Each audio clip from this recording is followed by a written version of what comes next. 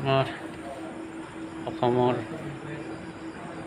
ভাই বন্ধুসকল আৰু হিন্দু ভাই মুছলিম ভাই বন্ধুসকল, অসমত বহুত ধৰণৰ জনজাতি আছে। এই যে অসমখন যিজন মুৰব্বী বৰ্তমান চলাই আছে, তেওঁৰ নাম হ'ল হেমন্ত বিশ্ব শৰ্মা।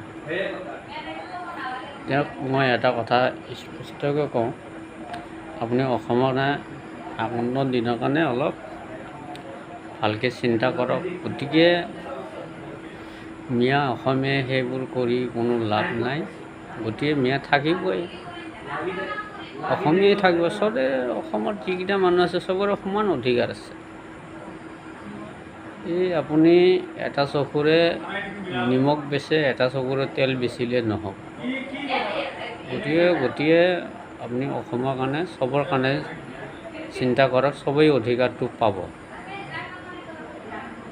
কিন্তু এটা কথা হৈছে ইংলিছত, আপ চবকে লিয়ে নাৰাত মত বান্ধ চুকা।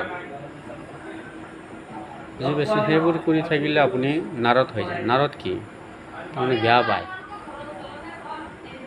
সেইকাৰণে सबके लिए नारद बांध चुका है आप, इसीलिए से दूर रहना चाहिए आप। অসমৰ জনগণে চবেই ভাল পায় আমাৰ অসমৰ মুখ্যমন্ত্ৰী, সেইবুলি তেওঁ চৰকাৰ বনাইছে, আকৌ 26ত বনাব। গতিকে সেইবোৰ আপোনাক অনুৰোধ কৰি কৈছোঁ, সেইবোৰ বন্ধ কৰক। অসমৰ আমাৰ মুখ্যমন্ত্ৰী হেমন্ত বিশ্ব শৰ্মা। জনজাতি আপোনাৰ দেহাত যি তেজ মাংস আছে, মোৰো সেই তেজ মাংস আছে। কিন্তু এটা কথা আছে না, ঈশ্বৰ আল্লাহ তেৰে নাম চবকে লিয়ে দিয়ে ভগৱান। কিন্তু ঈশ্বৰৰ আল্লাহ কোন? ঈশ্বৰৰ আল্লাহ সেইটো এইখিনিয়ে ভাবক, ঈশ্বৰ আল্লাহ তেৰে নাম চবকে লিয়ে দিয়ে ভগৱান।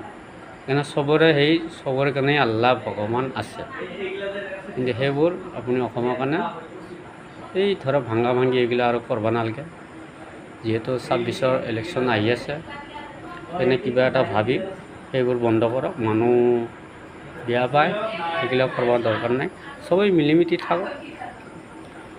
এইখন ঘৰত অসমৰ সেইটো ঘৰ, এটা আকাশ, সেইটোতো অসমৰ বা অসমীয়া বা মিয়াৰ মাজত বেৰা বেৰি আছে নেকি? কোনো দৰ্জা বেৰা আছে নেকি? এখনো ছাদ হ'ল সেইটো আসমান, এই মাটি, এইটো ফুলৰ হয় আৰু বেৰা নাই। ইয়াৰ মাজত হিন্দু মুছলিমৰ কোনো বেৰা নাই। গতিকে এখন ঘৰতে আমি হিন্দু মুছলিম চবেই মিলিমিতি আছোঁ।